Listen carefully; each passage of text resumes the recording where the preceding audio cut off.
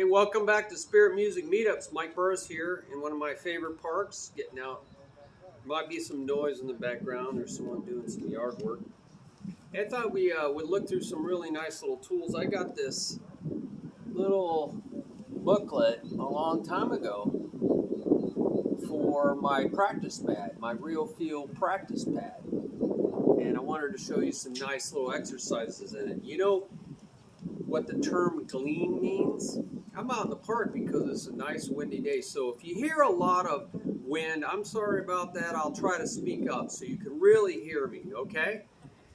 It's just a nice cool breeze. We have a lot of humidity right now. Our swamp coolers don't work very well. The AC bill's like $200. So it's nice to get out, look at some greenery. You know, Tucson, Arizona is a desert usually. So there's this great guy named Kenny Aronoff who is got a killer backbeat. You know, he wears these goggles when he plays, colored goggles, but he plays really high and hard on his left hand.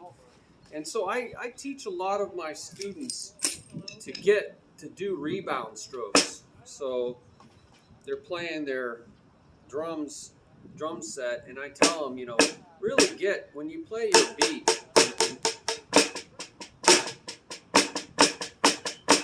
rebound. Come back up here and hang out up here instead of hanging out down here.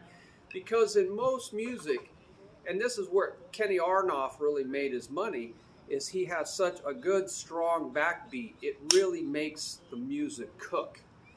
And I got my goofy glasses on now so I can kind of see what's going on. So you really want to come right back up after you play.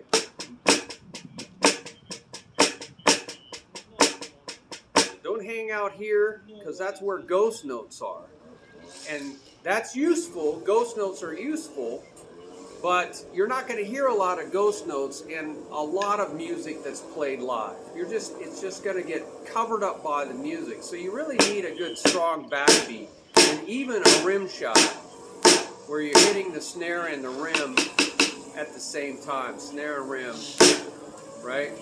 So you can't really hear that on this, but maybe you can't. I don't want to make it. You get the idea. You want to really give it some power. You don't want to do that by muscling it down. You want gravity to work for you, okay? So get it up here and just let the weight of your arm come down and then let it rebound. All that energy of the rebound is for you to use. It's free energy. So just come back up here and hang up here, right, instead of hanging out down here. Now this is what I call no man's land.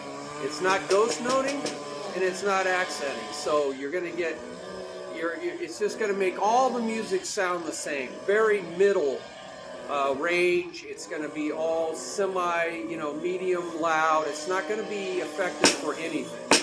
So don't hang out in here. Hang out here, right up there, right on the top. And just let your hand rebound. All the energy is pushing my hand back up. Look at all the technique videos I have on mechanics of drumming, the technique of drumming, about how important that rebound is. Just let it...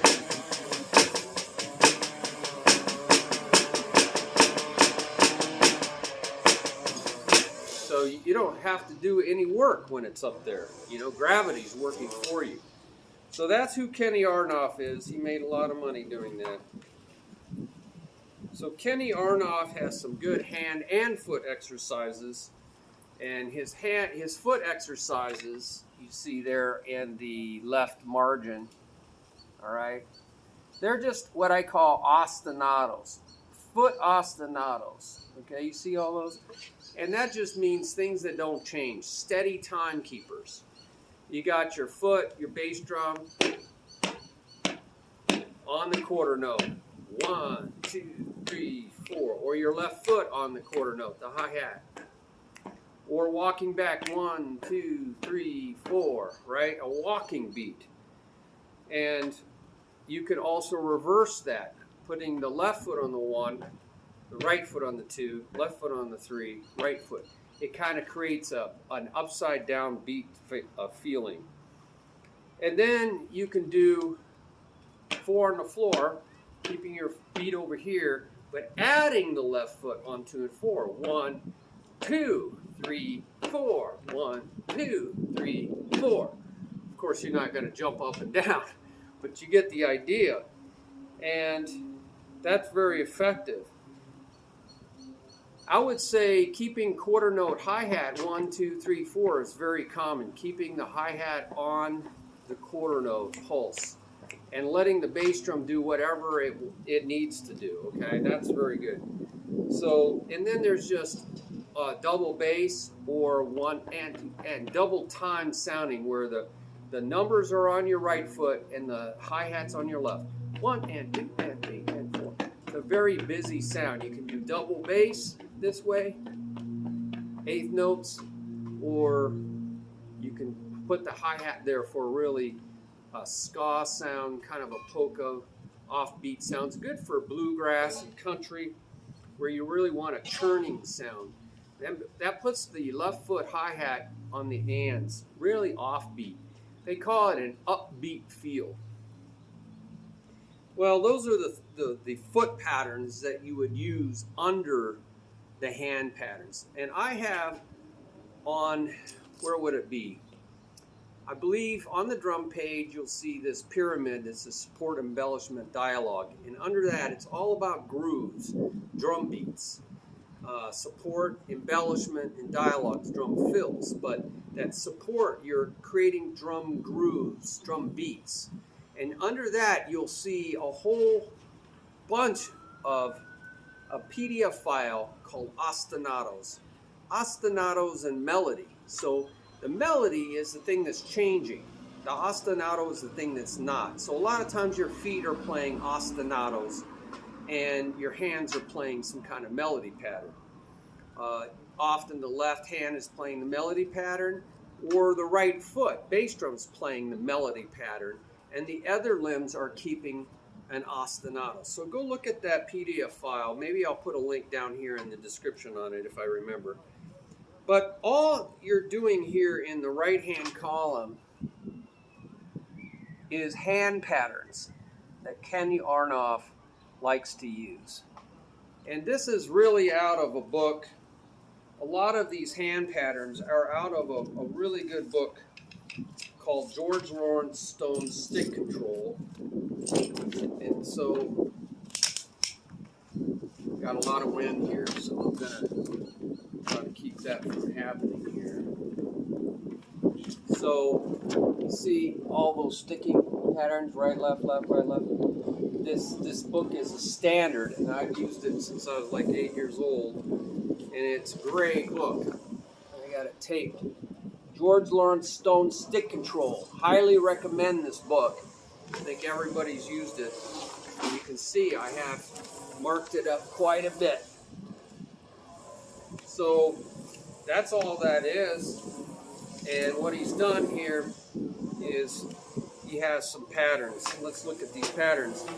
And all you're doing is you're keeping your feet going on underneath it. So I'm going to do a walking pattern since 1, 2, 3, 4. And that's one of his patterns, letter C in that book. But, you know, of course, you're not going 1, 2, 3, 4. You're going 1 and 2 and. So every time 1 and 2, one of the feet is coming down, lining up with that right hand. So it helps you develop some independence. Certain things line up and certain things don't. I'm going to straighten this out a bit.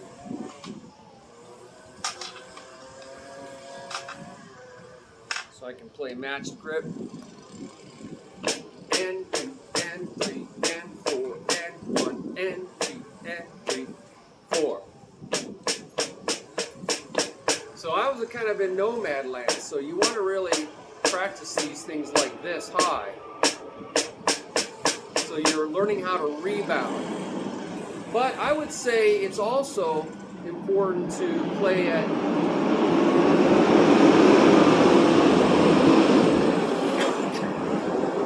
also important that was a fire engine. It's important to play it at different volumes, but for really strengthening your rebound strokes, get them up here and let your stick really move, okay? You can practice that as taps and then medium loud. It's just to develop more dynamic control, but make sure you got this. I'm going to get a little closer to you.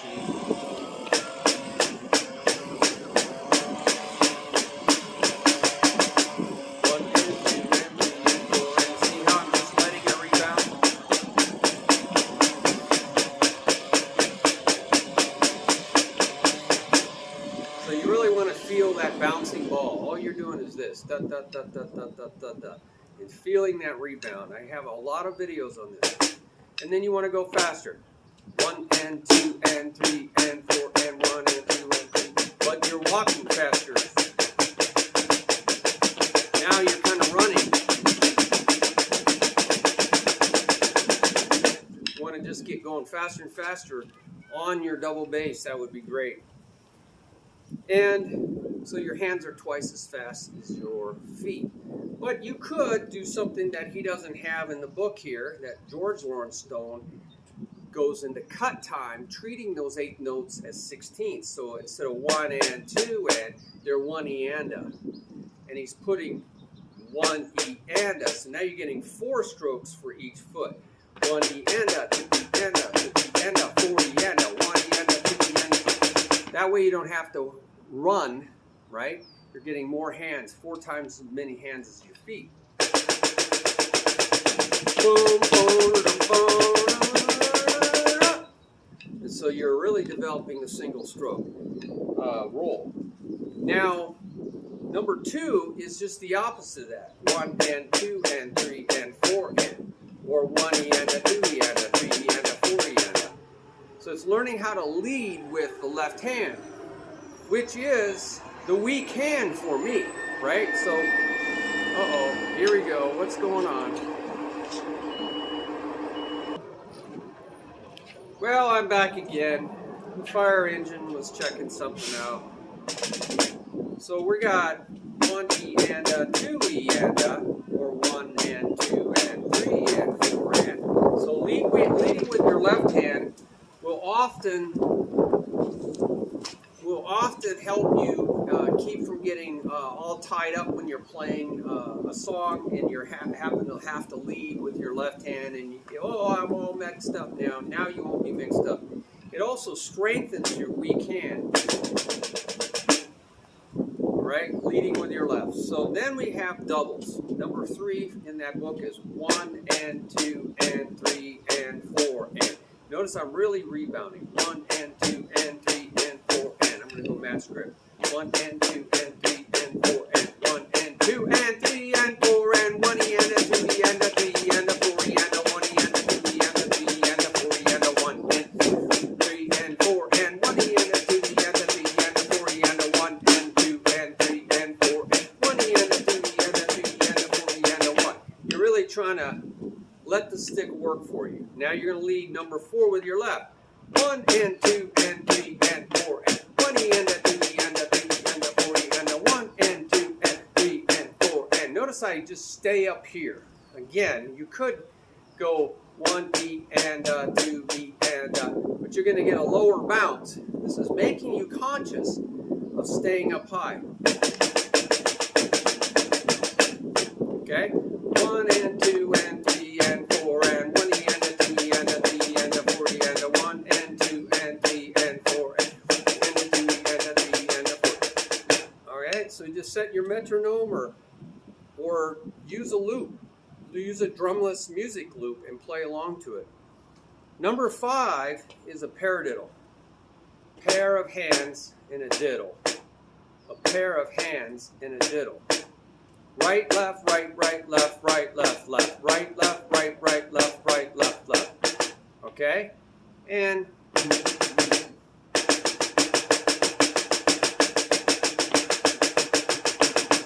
I'm really trying to let the stick move in my hand.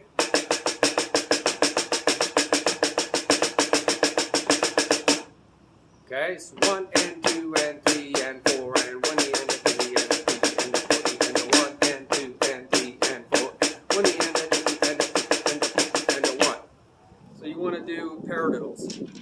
Number 6, just coincidentally, these all 5, 6, 7, let's see, 7 and 8. Yeah, they match George Lawrence Stone's 5, 6, 7, 8. So isn't that something? I don't think he says that anywhere in there. Just maybe he took these right out of George Lawrence Stone. So it's the number 6 is the diddle in the middle. It's an inside paradiddle. It's just a paradiddle shifted over by one stroke, so that it goes right, left, left, right. Whatever you start with is you end with, and then left, right, right, left. 1 and 2. So you want to make sure you count and line your feet up. 1 and 2 and 3 and 4 and 1 E and 1 E and 2 E and 3 E and 4 E and 1 and 2 and 3 and 4 and 1 E and 2 E and 3 and 1. If you're having a hard time remembering the patterns, play them on 2 sounds for a while so you hear the sound pattern.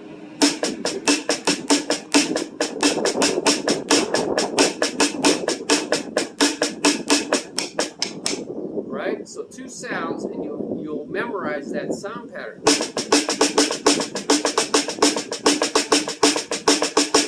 It's a really cool sound pattern. Then it might help you better remember the motion pattern. 1 and 2 and 3 and 4 and 1 and 2 and 1 and 2 and 3 and 4 and 1 and 2 and 1 and 2 and 3 and 4 and 1 and 2 and 1. These are really useful in drum beats.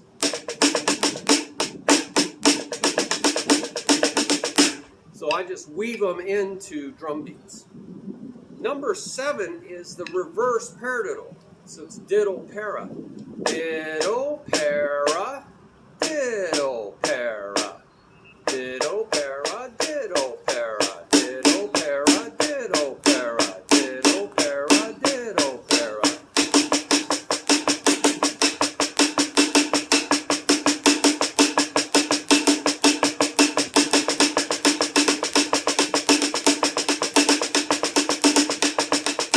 So it's a really cool pattern. Also, you can weave into drum beats.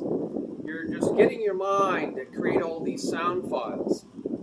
So you go 1 and 2 and 3 and 4 and 1 E and a 2 E and a 3 and a 4 E and a 1 and 2 and 3 and 4 and 1 E and a 2 E and a 3 and a 4 E and a 1. So that's helpful.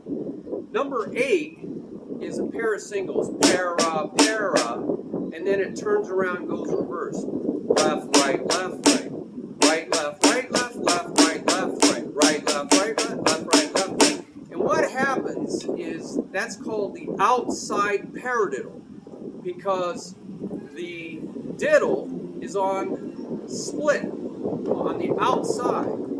So it's on the outside of the paradiddle. So it kind of goes from the last stroke to the first stroke. The last stroke to the first stroke.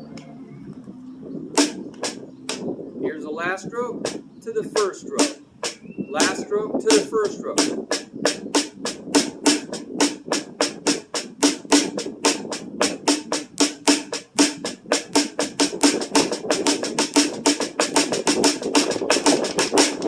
I find it more difficult than any. So let's count that. 1 and 2 and then reverse and 4 and 1 and 2 and 3 and 4 and 1 and 2 and 3 and 4 and 1 and 2 and 3 and 4 and 1 and 2 and 3 and 4 and 1 and 2 and 3 and 1 and 2 and left.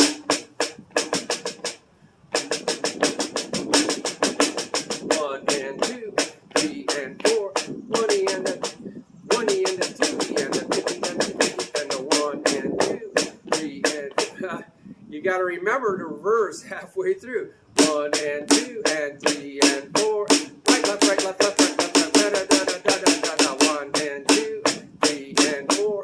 Da da da da da da da da da da da da da. 1 and 2 and 3 and 4.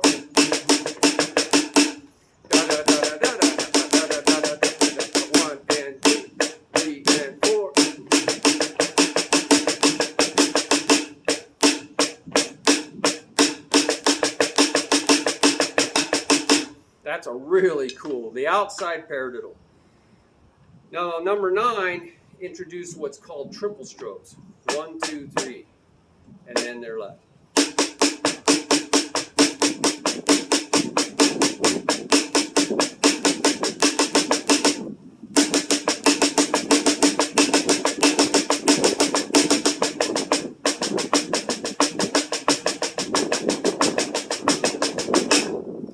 So 1 and 2 and 3 and 4 and 20 and a 2 and a 3 and a 1 and 2 and 3 and 4 and 20 and a 2 and a 2 and a 1. So you want to just do your triple strokes, and that's really good. Triple strokes are useful. Now the opposite, 1 and 2 and 3 and 4 and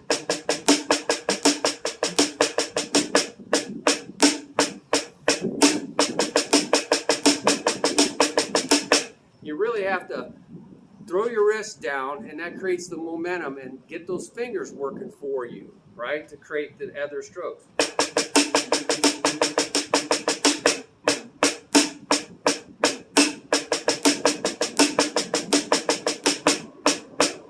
Really rebound.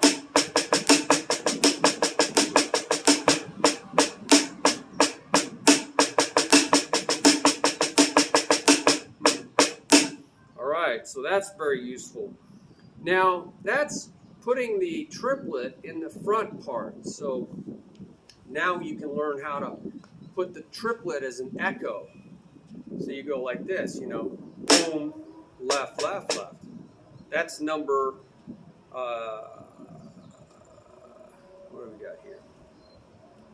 No, we'll start with the left. Number 11 is left, right, right, right, left, right, right, right. So the triple is at the end. 1 and 2 and 3 and 4 and 20 and a 2 and a 3 and a 4 and a 1 and 2 and 4 and 1.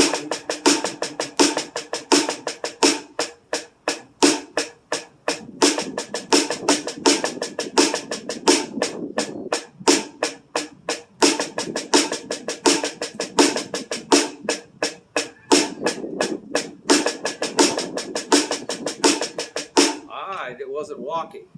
I got lazy, right?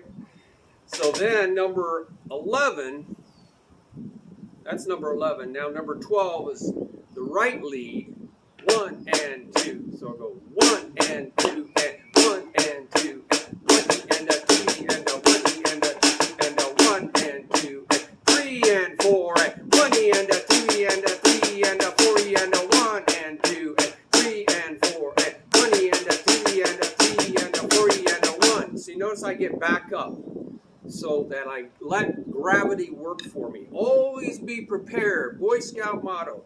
Maybe it's a Girl Scout motto. And then number 13 is quadruples. Okay, I have a whole bunch of these things. So it's just 1, 2, 3, 4, and then 1, 2, 3, 4. We're going to count it. 1 and 2 and 3 and 4 and 20 and a 2 and a 3 and a 40 and a 1 and 2 and 3 and 4 and 20 and a 2 and a 3 and a 40 and a 1 and 2 and 3 and 4 and 20 and a 2 and a 3 and a 40 and a 1 and 2 and 3 and 4 and 1 and a 2 and a 3 and a 40 and a 1 and 2. Okay, so you just really, you want to use those fingers. You want to wave those fingers. Go watch the videos that I have about finger waving. And that's what's going to happen. You're helping it go faster by dribbling the ball with your fingers. Okay? Well, that was fun, wasn't it? You have some ideas on stick control. Go put them down here on the comments, okay? And we can learn from each other. That's what this whole website's about, learning from one another. It's an organization so that we are helping each other, right? It's not just me. So we'll look at some more here, okay? This is going to be fun, but we'll do it in another video, all right? God bless you. Can't wait to hear from you. So put your comments down below. Subscribe to the channel so you'll know the new videos that come out. And just keep on having faith. Keep having faith. We need faith in this world. It's a really scary world right now. A lot of the things that were written by prophets are, you know, materializing really right in front of our very eyes. And we need faith. And so faith is trust and dependence and reliance, right? Not on ourselves, but the Lord. All right, can't wait to hear from you guys on this. And put your comments down on the page you found this video on, okay? And because there's a lot more videos on that page. God bless you.